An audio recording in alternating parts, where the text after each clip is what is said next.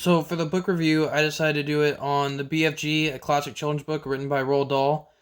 Its intended reading audience is grades 3 through 5, and the book takes place in London or England with a young schoolgirl named Sophie who's up late one night and she sees a 24-foot tall giant outside her window.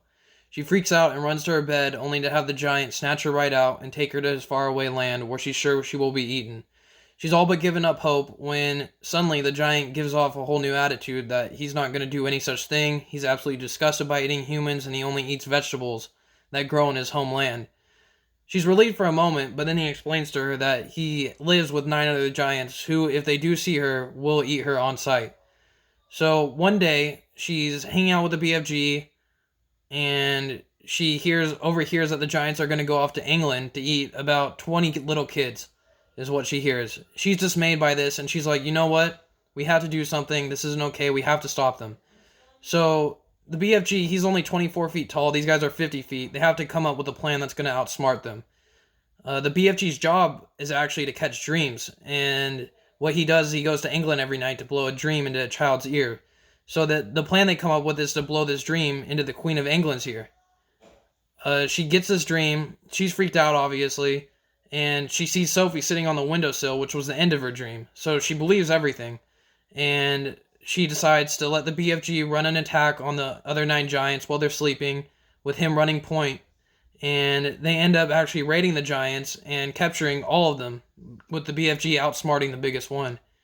So they return back to the home, and they put all 9 of these giants in a 500-foot hole so none of them can ever escape, and Sophie and the BFG are named heroes, living happily ever after.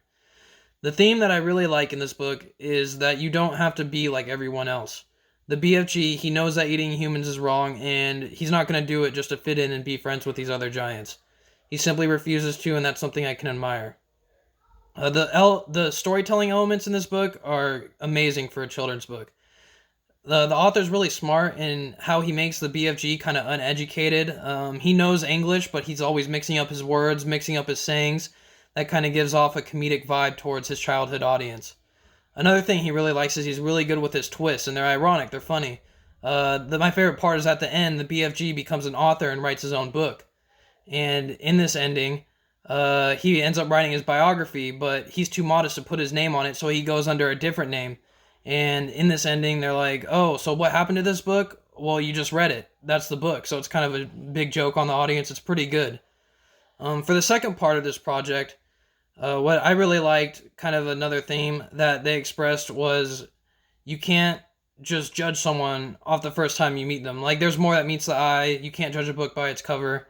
And that kind of goes with the BFG. There's a lot of moments throughout the book that kind of display this. Like, Sophie, just at the sight of him, she's absolutely terrified. She's like, this guy's going to eat me. But, she gives him a chance. She gets to know him, and they end up being best friends in the end.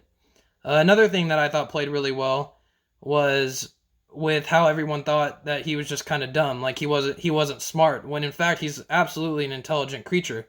In the end of the book, the queen even says it when she's like, at first, I didn't think you were very educated, but seeing you now, I can tell that you're nobody's fool. You're a really smart dude, and I can appreciate that. Another theme that I really like that Dahl portrays in this is that he's trying to challenge his audience to see the world in a different view. He's trying to get them to look and, ask questions, think creatively, and not just think inside the box like really what we're used to. And he does this by saying that there's a lot that you don't know, really. Like, as humans, like, we think we know everything, but we don't. And he does this perfectly with a couple quotes. One of this is with the BFG saying to Sophie, that's the problems with you humans. You only see what you believe, and that's it with you. You don't believe anything else except what you see, but there's so much more. And I think that's so true. I mean, people don't give a lot of chances to anything else other than their own beliefs. And if they just open up their minds, there's a whole new world out there.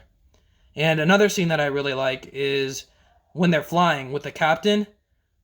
He's looking through his photo atlas. They're following the BFG, and he's like, he's taking us out of the atlas. Like, there's just blank pages now. I'm sure he's sending us into a trap. But his pilot's like, you know what? The blank pages, I think they have a meaning. Like, that's what they're for. Is you fill in the own country, you discover that country, and you fill it in. It's something that's you're supposed to find out. It's not just supposed to be there. And I think that was a good creative message, saying like, like, don't be afraid to move past something that you know. Like, you're meant to find out stuff. You're meant to immerse yourself in this world. What I like about this theme, though, is that he's always challenging Sophie's ideology throughout the book.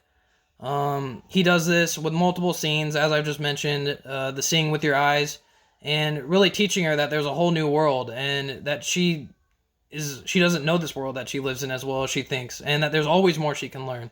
You can always learn, you can always find out more. Never get stuck in a fixed mindset.